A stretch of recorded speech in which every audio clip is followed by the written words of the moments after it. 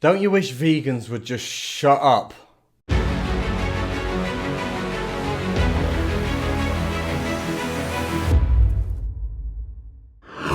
I'm bloody sick of vegans. You can't seem to get away from the bloody people. And I've got a few vegan friends and they're probably going to see this. You know who you are. You're the exception to the rule if you're watching this, and I love you. The exception to my very general rule. And that is that vegans are mental. Holier than thou. Oh, look at me. We love animals more than you. You couldn't possibly love animals because you eat them. Well, guess what? I'm human.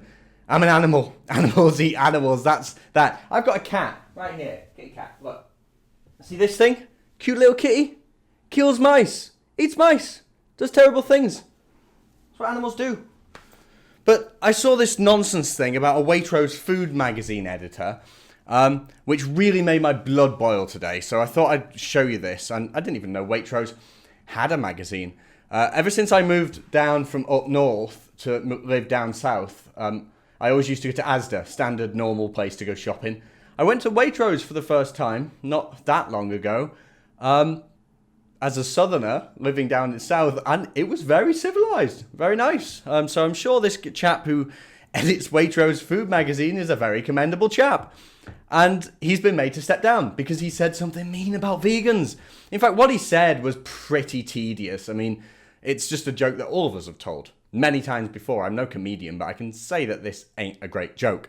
But the Telegraph reports on this, and they said a magazine editor who joked about killing vegans has stepped down after a furor after his ill-judged comment.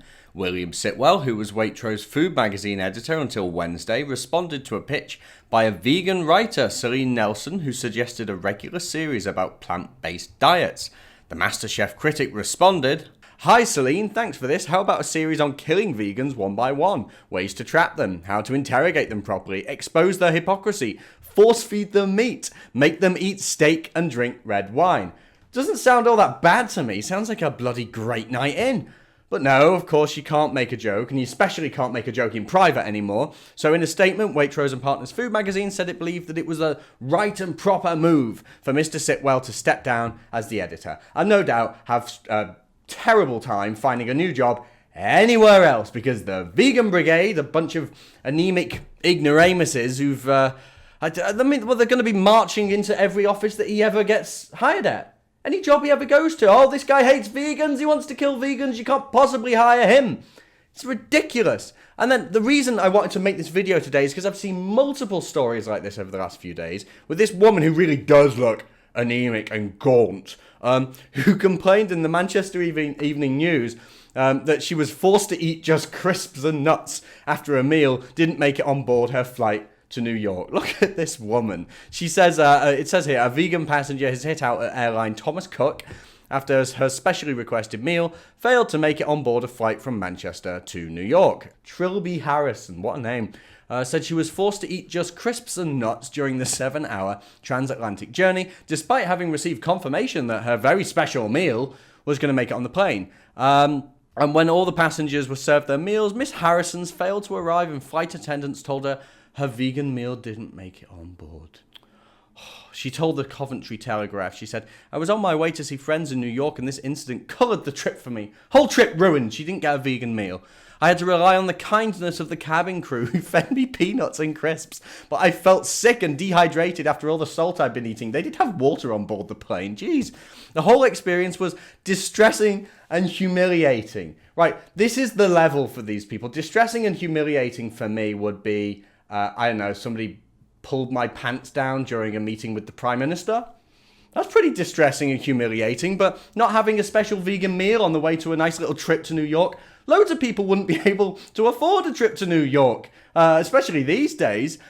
So, I mean, at least she has the luxury in the West, in a first world country, to choose to be vegan. She can choose to make these stupid decisions and become gaunt and starve herself. But so many people wouldn't have this luxury of even going to New York. So give me a break. But what was really funny about it is it happened on the way back as well. She's getting a plane back from New York after a jolly little trip, which was coloured by this terrifying incident. And she got on the way back and she had to eat peanuts and crisps on the way home as well. Amazing. Another thing, I've been in London a lot lately, and I keep walking past these signs, and it's on the way to the Victoria line from King's Cross, and it's an advert for Oatly.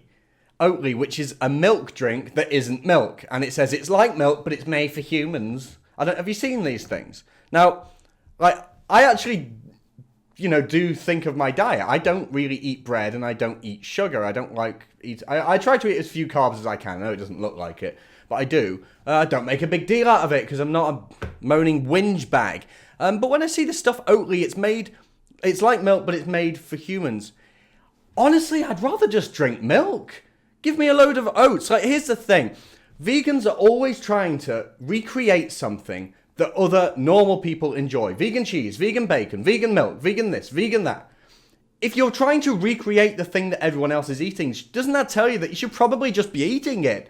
Rather than inventing all these new things made out of a million different ingredients, Oatly, this weird milk stuff or whatever, other brand, whatever brand of fake milk, imagine how many ingredients they've got in there. They've got starching agents, they've got thickening agents, fake sugar, fake sweeteners. All. You know what's in milk?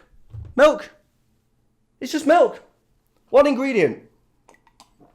Milk. And it tastes pretty good. And I'm sick of this crap. I've seen some of the adverts as well. They're like, oh, wow, no cow, wow, no cow. You cannot escape this absolute insanity. And it's everywhere. I like eating meat. I'm an animal. And also, the insanity, it crosses this level from a normal compassion for animals, which I understand actually with a lot of vegetarians. I like animals. But then it crosses over into the real level of crazy, getting people fired, claiming you were distressed and humiliated by going in the national press and complaining that you had to eat peanuts and crisps for an entire flight. I think that's more embarrassing, going in the papers about that, than the fact that you didn't get to eat a meal for 7 hours on your luxury trip to New York.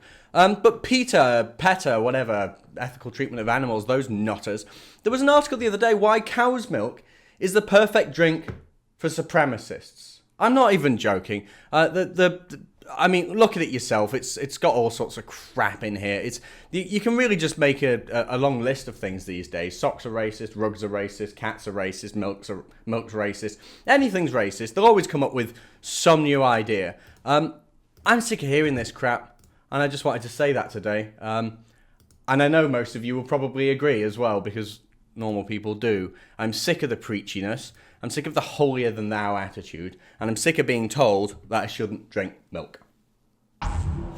If you want to see more from me and the rest of the Rebel team, be sure to download our new app from the Apple App Store and the Google Play Store.